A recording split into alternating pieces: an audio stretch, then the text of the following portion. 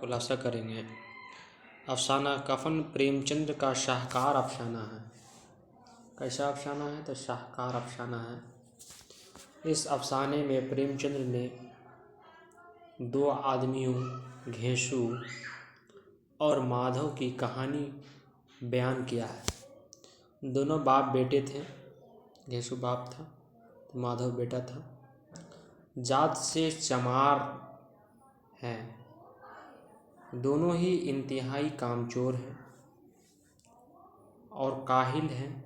1 घंटा काम करते हैं तो 2 घंटा चिल्लम फूंकते हैं। इसलिए गांव में उन्हें कोई काम नहीं देता। इसीलिए कोई 1 घंटा काम करता है तो कई घंटों चिल्लम फूंकते हैं। घर में अगर मुट्ठी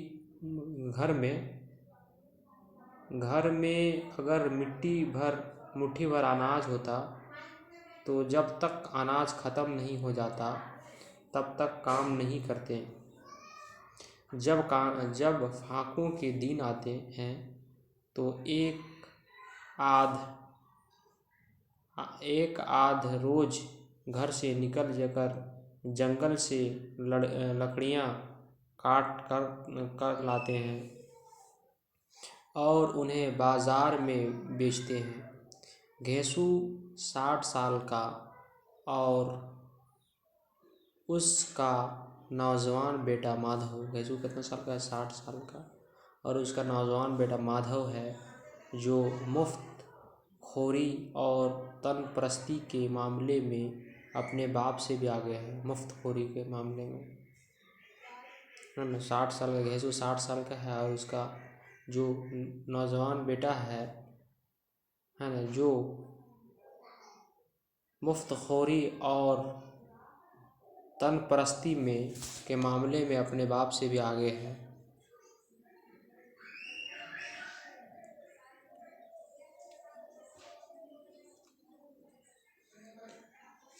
घेसू की बीवी का इंतकाल हो चुका था। घेसू की बीवी का माधव की शादी बुधिया से हुई थी। घेसू की बीवी का क्या हो चुका था? इंतकाल हो चुका था। घेसू की बीवी का क्या हो चुका था? इंतकाल हो चुका था। और माधव की शादी बुधिया से हुई थी। माधव की शादी किससे हुई थी? बुधिया से हुई थी। अपने ससुर और शौहर के बरक्स ज़फ़ाकस और मेहनती थी। उन लोगों का पीछा ही मेहनती थे। इसके आने से ये दोनों और भी काहिल और कामचोर आराम प्रस्त हो गए थे। कहानी के आगाज़ में माधव की बीवी बुधिया का बच्चा होने वाला है। किसकी? माधव की बीवी बुधिया का बच्चा होने वाला है और झोंपड़ी के अंदर दर्द-ए-ज़ेह की तकलीफ़ से, दर्द-ए-ज़ेह किसको बोलते हैं? जो बच्चा जन्ने के वक्त जो तकलीफ़ होता है से कराह रही है। और ये दोनों बाप बेटे बैठे हुए अलाव के सामने जोड़े के भुने हुए दोनों है ना चोरी के भुने हुए आलू छील कर खा रहे थे। आलू खा रहा था ये लोग। बताओ, उधर ये में लोग आलू खा रहा है। दोनों इसका दर्द महसूस तो करते हैं, दोनों दर्द का महसूस भी कर रहे हैं, लेकिन अंदर जाकर उसे देखने के लिए कोई तैयार नहीं, उसको देखने में कोई तैयार नहीं होता। क्योंकि अंदेशा है कि अगर है ना एक अंदर जाएगा तो दूसरा आलू का बड़ा हिस्सा साफ कर देगा। यानी एक अंदर गया तो दूसरा खा कर ख़त्म कर देगा। दोनों आलू खाकर बेफिक्र से सो जाते हैं। सुबह जब आंखें खुलती है तो बुधिया को मरा हुआ पाते हैं। बुधिया कैसी थी? उस हाल में मरा हुआ। ठीक है। दोनों है ना, दोनों दिखावे के लिए गम का इजहार करते हैं। किसके लिए? दिखावे के लिए गम का इजहार करते हैं। कफन के लिए चंदा उठाकर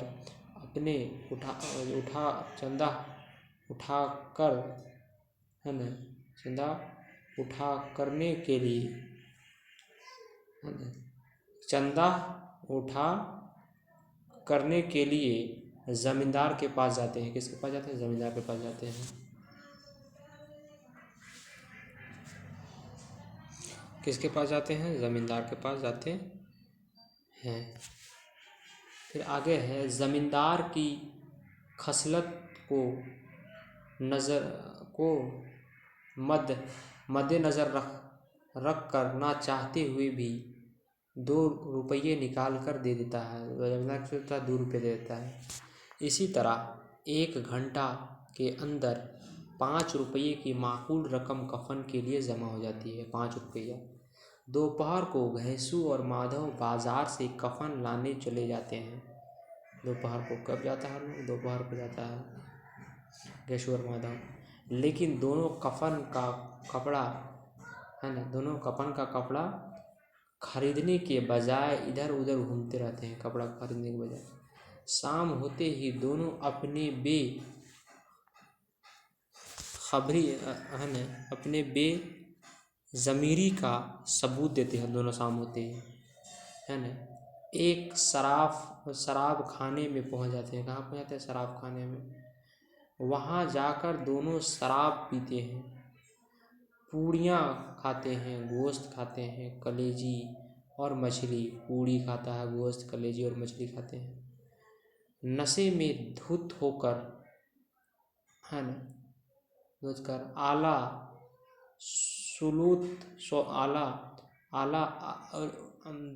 मतलब नशे में धुत होकर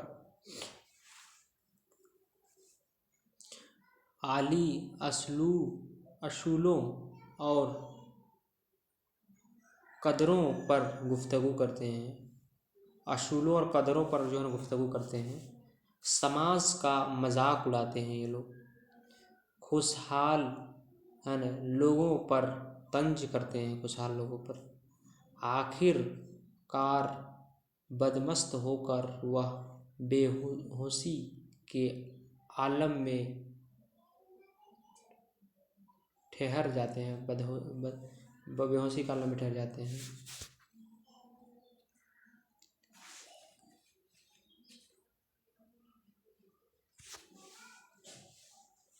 अफसाने में प्रेमचंद 3 किरदार के जरिए, यानी कि घैंसू, माधव और बूधिया के जरिए हकीकत की तर्जुमानी करते हैं।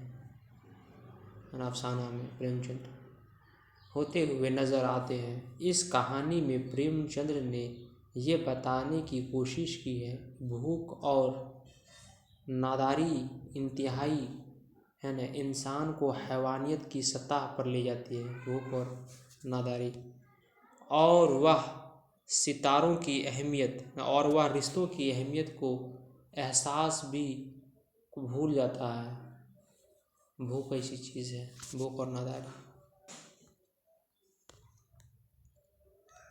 फिर